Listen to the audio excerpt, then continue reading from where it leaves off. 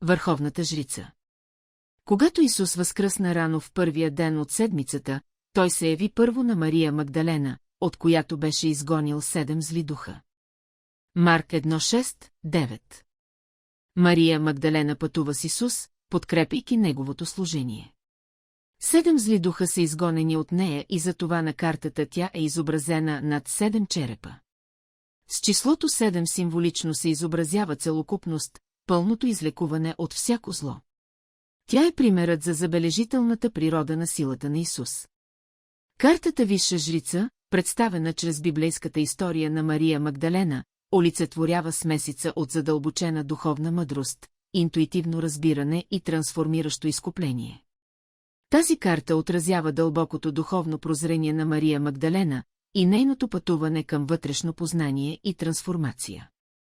Когато е обърната, картата загатва за неразбрани истини, потисната интуиция, погрешни схващания, нереализиран потенциал и емоционален смут, отразяващи сложността и предизвикателствата, пред които е изправена Мария Магдалена в нейния живот и духовно пътуване.